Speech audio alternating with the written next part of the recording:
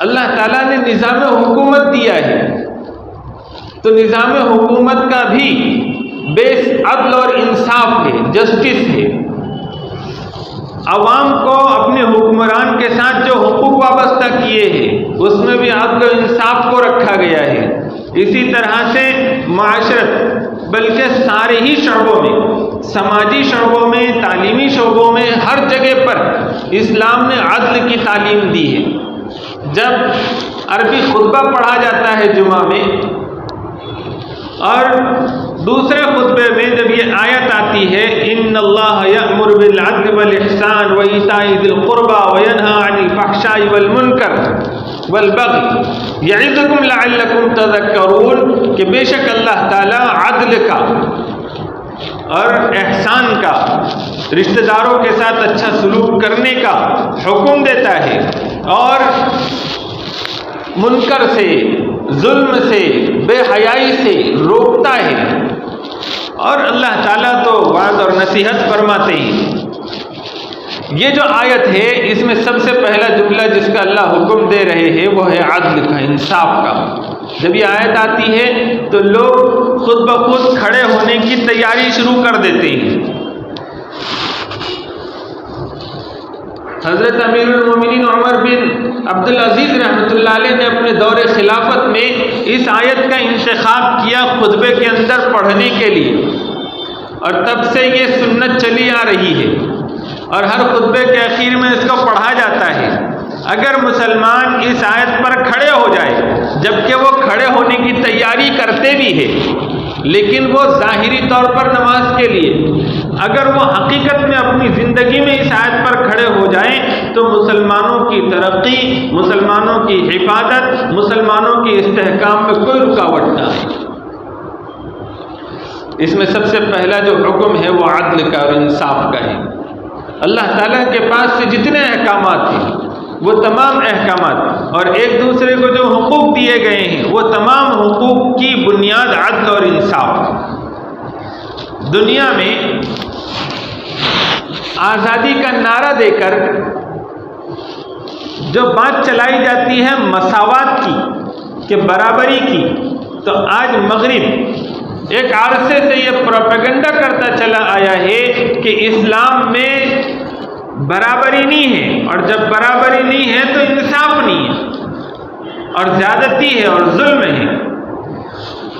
ان کی پوری میڈیا، ان کی پوری لابی، ان کی پوری مشتری آزادی کے نام پر یہ دنیا کو دکھانا چاہتی ہے کہ اسلام میں نابرابری ہے اور اسلام میں ناانصافی ہے۔ اور پھر وہ ایسا ایک فارمولہ لے کر آئے ہیں برابری کا، جس فارمولے کو اپنانے کے بعد پورا سماج، پورا معاشرہ اور پورا نظام یہ غیر متوازن ہو جاتا ہے، اس کی پوری چولیں ہل جاتی ہیں۔ جب سے یہ نعرہ چلا ہے مغرب کی طرف سے، آج جو صورتحال دنیا کی ہو گئی ہے، یہ بھیانک نتائج جس عدم توازن کی وجہ سے ہے، اس عدم توازن تک ان کی صحیح رہنمائی ہو جاتی تو وہ یہ مساوات کے نعرے سے توبہ کرتے، اور ان مساوات کے نعروں کی اگر وہ حقیقت سمجھ جاتے تو پھر اس کی طرف کبھی بھی قدم نہیں بڑھاتے۔ اسلام مساوات کا اس وقت قائل ہے جب اس میں عدل پایا جائے، ایکویلٹی کا اس وقت قائل ہے جبکہ اس کے اندر جسٹس پائے جائے، اور اگر جسٹس نہ پایا جا رہا ہو تو اسلام پھر ایسی ایکویلٹی کو نہیں مانتا۔ اور یہ فطری بات ہے، ہر جگہ پر اس اصول کو لوگ اپناتے ہیں اپنی پریکٹیکل لائف میں۔ جس جگہ پر بھی خوبصورتی سے، چین اور سکون سے، اطمینان سے کام چل رہا دکھائی دے گا آپ کو، تو وہاں آپ کو دو چیزیں دکھائی دے گی، کہ جسٹس کے ساتھ ایکویلٹی ہو رہی ہے، یا پھر جو ہے تو جسٹس چھوٹ رہا ہے تو ایکویلٹی ختم ہے، تو وہاں آپ کو چین، سکون، اطمینان اور وقار نصیب ہوگا، اور ایسی چیزیں دکھیں گی۔ میں اس کو مثال سے سمجھاؤں کہ اسلام رائٹ اور حقوق جو دیتا ہے تو وہ کوالٹی، صلاحیت اور ذمہ داریوں کے لحاظ سے دیتا ہے۔ جس فرد پر جس لائن کی ذمہ داریاں ہوگی اسی لائن کے اس کو رائٹس دیے جائیں گے، اسی لائن کے اس کو حقوق دیے جائیں گے۔ ایک خاتون ہے، اس خاتون کو جو اللہ نے خوبیاں فطری طور پر عطا فرمائی ہے، ان خوبیوں کے لحاظ سے اللہ تعالیٰ نے ان کی ذمہ داری اور ڈیوٹی متعین کی ہے کہ ان کو گھر سنبھالنا ہے، ان کو اچھی ماں بننا ہے، ان کو اچھی بہن بننا ہے، ان کو اچھی بیٹی بننا ہے، ان کو اچھی سماج کی انسانیت نواز اور وسیع ذہن رکھنے والی بیوی بننا ہے۔ اب یہ چیزیں ان کی ذمہ داری ہے کہ اللہ نے ان کو عورت بنایا ہی اس لیے ہے، تو اب اس لحاظ سے جب ان کی ڈیوٹی ہے، ذمہ داری ہے، یہ خوبیاں ان میں ہیں، اسی لائن سے ان کے رائٹس اور حقوق مردوں پر، کہ مردوں کی ذمہ داری ہے کہ معاشی ضرورتیں، کھانے پینے پہننے اور زندگی گزارنے میں جو اخراجات لگتے ہیں ان کی ذمہ داری پہلے باپ پر ڈالی گئی کہ عورت کے لیے کام کرنا کوئی ضروری نہیں ہے، باپ کھلائے گا پلائے گا، یہ ضرورتیں پوری کرے گا، باپ نہ ہو تو بھائی کریں گے، بھائی نہ ہو تو دیگر رشتہ دار کریں گے، وہ بھی نہ ہو تو مسلمانوں کی جماعت کرے گی، اسلامی مملکت اور حکومت کرے گی۔ اس کے بعد پھر شوہر کی ذمہ داری، شوہر چلا گیا تو بیٹے کی ذمہ داری، اور یہ نہ ہو تو پھر جماعت مسلمین کی ذمہ داری۔ اس طرح سے ان کے جو مالی بار ہے ان کے اوپر نہیں رکھا گیا۔ وہ جب اتنی عظیم خدمت کر رہی ہو کہ وہ انسانیت کی ایک مثالی ماں بنی ہوئی ہے، پورے انسانوں کی وہ مثالی بہن بنی ہوئی ہے، وہ مثالی بیٹی بنی ہوئی ہے، اور وہ اپنے فرائض اور ذمہ داریاں ادا کر رہی ہے، تو ذمہ داری ہے کہ سماج کے مرد حضرات ان کی اب کفالت کرے، ان کی ضروریات کو پوری کرے۔ تو یہ ایک رائٹ ان کو ملا۔ اسی طرح سے جتنے بھی رائٹس ان کو ملے ہیں ان کی ذمہ داریوں اور فرائض کو دیکھتے ہوئے ملے، اور مردوں کے ذمے ان کو جو اللہ نے خوبیاں دی ہے، ان کو جو صلاحیت دی ہے، اسی اعتبار سے ان کے اوپر ذمہ داریاں ڈالی گئی ہیں، ان کے اوپر ذمہ داری ڈالی گئی کہ اب وہ اپنے بیوی بچوں کی کفالت کرے، ضروریات پوری کرے، بھاگ دوڑ کرے، محنت کرے، اور جب یہ ذمہ داریاں وہ پوری کرے گا کہ ایک ماں کا وہ سہارا بنے گا، ایک بیٹی کا سہارا بنے گا، وہ ایک بیوی کا سہارا بنے گا، اور بہن کے سر کا آسرا بنے گا۔ اب یہ ذمہ داریاں وہ اپنے حساب سے پوری کر رہا ہے تو اس کو اس طرح کے رائٹس ملیں گے،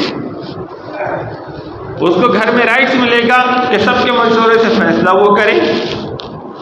اس کو رائٹس ملے گا ازدواجی زندگی کے ختم کرنے نہیں کرنے میں باہمی مشورے سے سنجیدگی سے کوئی فیصلہ وہ خود کر سکے۔ تو یہ جو اس کو جو فرائض دیے گئے ہیں اور ذمہ داریاں دی گئی ہے، ذمہ داریوں کے اعتبار سے اس کو حقوق دیے گئے ہیں۔ اتنی بات اگر آپ کے سمجھ میں آئی ہے تو اس کے آگے آپ مثال سمجھو۔ دنیا میں ایسا تو ہے نہیں کہ ہر انسان کو برابر کے اختیارات اور برابر کے رائٹس ملے ہوئے ہوں، چاہے دنیا والے ایکویلٹی کی بات کرے، مساوات کی بات کرے، لیکن بتاؤ کون سی جگہ پر مساوات ہو؟ جب اسلام کی بات آتی ہے اور مرد عورت کے حقوق کی بات آتی ہے تو اسی جگہ پر یہ قاعدہ لایا جاتا ہے۔ باقی اپنی پوری زندگی میں اور پوری معاشرت میں اور پوری معاشی نظام میں اور پورے سیاسی نظام میں سب برابر نہیں۔ ایسا نہیں ہو سکتا کہ ہمارے اس ملک کے پی ایم صاحب جو اختیار رکھتے ہیں، جو رائٹس رکھتے ہیں فیصلہ کرنے کا، وہی رائٹس اور وہی فیصلہ کرنے کی قوت ہمارے نگر سیوک کو مل جائے۔ ایسا کبھی بھی نہیں ہوگا۔ جس کو جو فرائض اور جو ذمہ داریاں جس کے ذمے پر آ رہی ہے اسی اعتبار سے اس کو رائٹس ہیں، اسی اعتبار سے اس کو حقوق حاصل ہے۔ اسی طرح سے اسکول کا چھوٹا سا نظام ہے، اگر اس اسکول کے نظام میں ایکویلٹی لا لی جائے کہ سب برابر ہے، تو پھر اب جو پرنسپل ہے تو ایسا ضروری نہیں کہ وہ جو اچھا پڑھا ہوا ہو اور اس کی قابلیت اور صلاحیت رکھتا ہو وہی پرنسپل ہو۔ جتنے بھی اسکول میں کام کرنے والے ہیں وہ سب انسان ہیں، ایکویلٹی ہونی چاہیے۔ تو کیا یہ سوچ کر کوئی چپڑاسی کو جس کو کچھ نہ آتا ہو، تھم والا آدمی ہو، تو ایسے شخص کو پرنسپل بنا دیا جاتا ہے؟ اصول یہ ہے کہ جس کے اندر جو خوبیاں، جو قابلیت، جو اوصاف ہوں گے، اس اعتبار سے اس کو اختیارات اور حقوق حاصل ہو۔